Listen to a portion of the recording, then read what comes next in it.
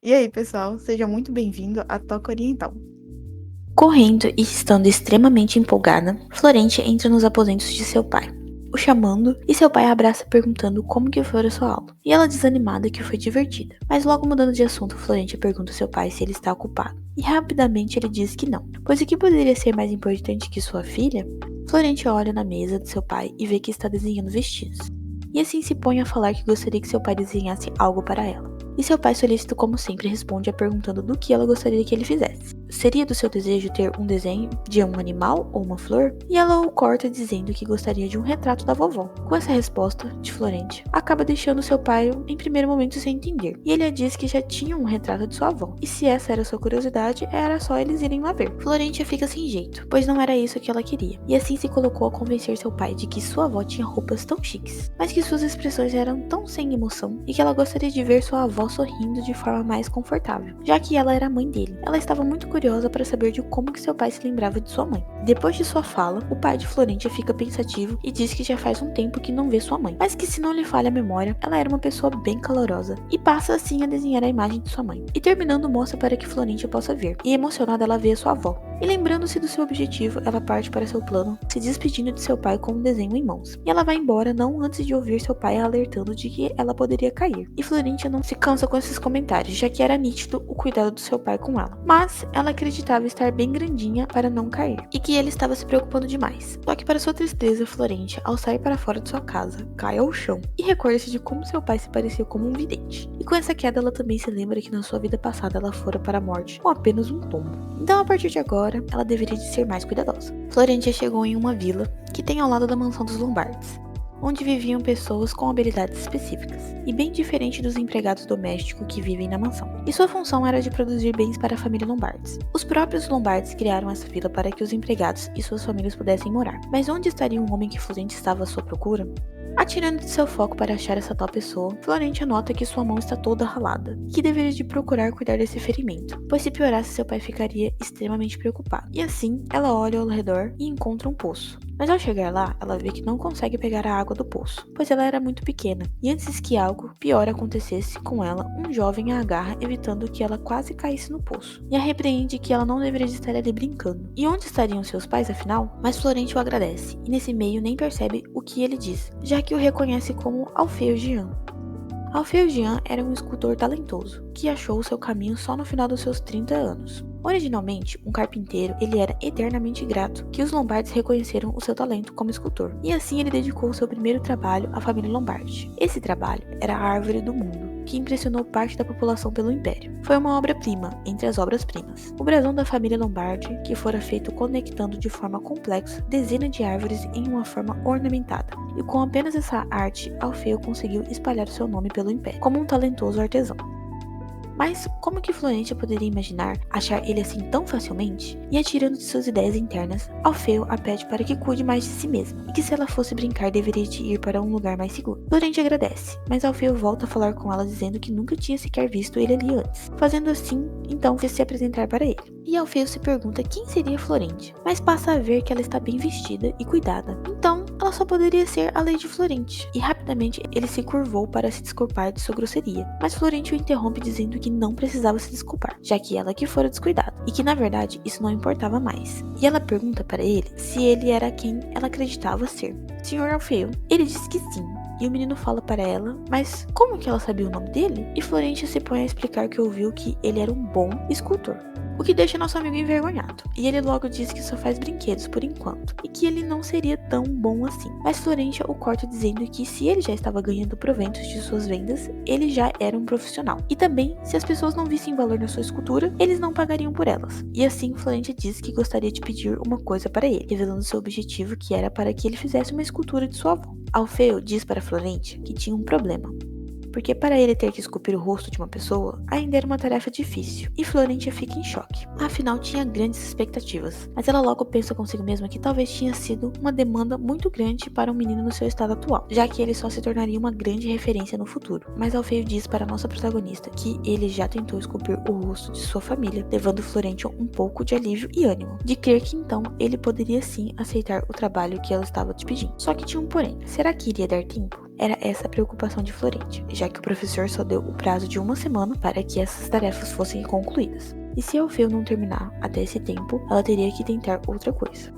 Alfeu diz que terá uma folga nessa semana, que a partir de amanhã ele conseguia fazer e terminar em 4 dias. Florente, com suas emoções já ao limite, decide concordar com o combinado, antes que ele desista da tarefa de fazer as suas esculturas. E assim, dizendo que está ótima, ela decide entregar o desenho para ele, e pensa consigo mesma que era melhor ir logo embora antes que ele possa fazer mais alguma coisa que o faça mudar de ideia. Assim, entregando o desenho de referência, Florente ainda faz questão de reforçar, esbanjando sua fofura, o quão importante aquilo era para ela. Afinal, seria como um presente, que iria fazer questão de recompensar ele por seu trabalho. Alfeu fica encantado e diz que não iria cobrar por sua tarefa. Mas antes que ele termine de dizer qualquer coisa, ela o corta dizendo que ela iria recompensar ele sim, pois era fruto de seu trabalho. E isso era o certo a se fazer. Além do mais, ela era uma Lombardi, e eles têm orgulho de fazer negócios justos. Então, era para ele aceitar o pagamento de bom grado. Alfeu então concorda e diz que vai dar o seu melhor. Mas Florente se recorda que tem mais um último pedido. Ela diz que a madeira que ele iria utilizar era um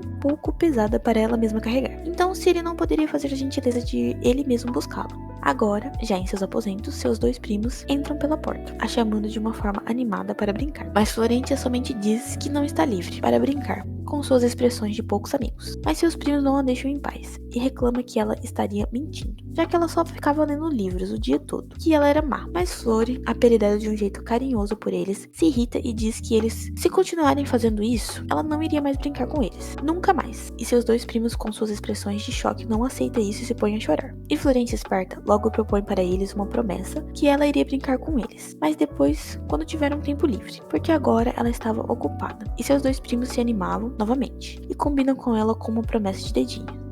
Florente pensa consigo mesma que eles com toda certeza iriam retornar amanhã, novamente, e dito e feito. Os dias que se passaram, eles a avistavam de longe e corriam na sua direção para brincar. Eles a atrapalhavam nas suas refeições, além de querer ficar brincando o dia todo, o que faz nossa Flor refletir do porquê seria essa obsessão com ela. Era muito estranho, de fato, já que na sua vida passada eles não se interessavam por ela, e também cortaram os laços com os Lombards, e assumiram somente o sobrenome do pai, Schultz, já que sua tia Jeanette se divorciou dele. Por fim, restava apenas a dúvida de qual seria o motivo de sua tia ter se separado do Bastian, Schultz, para começo de conversa. Pelo que ela poderia se recordar, ele mesmo abandonou seu nome, pois amava sua tia. Interrompendo seus pensamentos, seu pai entra no quarto, onde estava Florente, todo feliz querendo mostrar para sua filha o seu livro que havia terminado. E Florente, lógico, corresponde à animação de seu pai, indo logo ver qual tipo de livro que seu pai fizera para ela. Ele diz que escreveu um que com certeza ela iria amar, e Flori, toda fofa, diz que sim, provavelmente ela iria gostar mesmo. No passado, Florente se recorda de que seu pai escrevia vários livros, mas ele nunca procurou ensinos superiores na academia, nem participou ativamente em nenhuma atividade acadêmica, fazendo assim que seus livros só servissem para encher as prateleiras de suas casas. Mas, independente do que conquistou, ele parecia sempre estar feliz com o que tinha.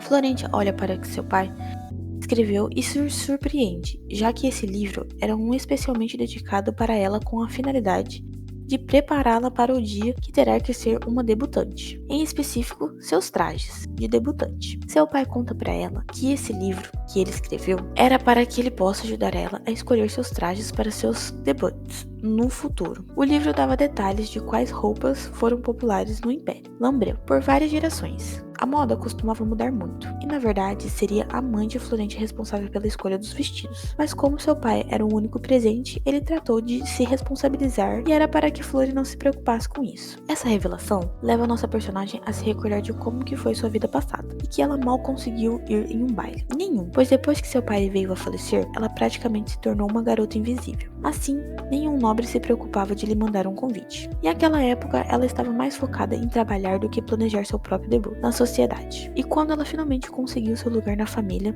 o quarto em que ela dividia com seu pai já havia sido esvaziado. Provavelmente teriam jogado tudo, mas ela quase tinha certeza que seu pai também teria deixado esse livro para ela no passado também.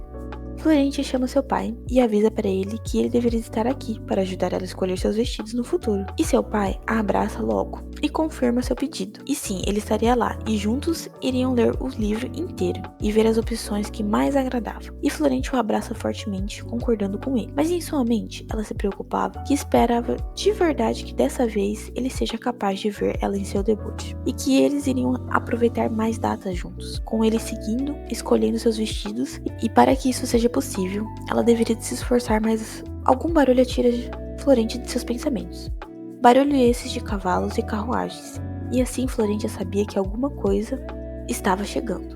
E pede para que seu pai imediatamente a leve para passear lá fora. Seu pai, meio sem entender, a questiona se ela gostaria de ir assim mesmo. E Florente só concorda. Vamos depressa. E passa a puxar o seu pai em direção à sua vontade.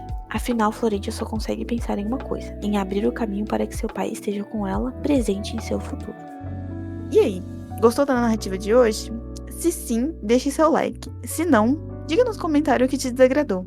E se inscreva no canal para não perder as próximas atualizações. Tchau!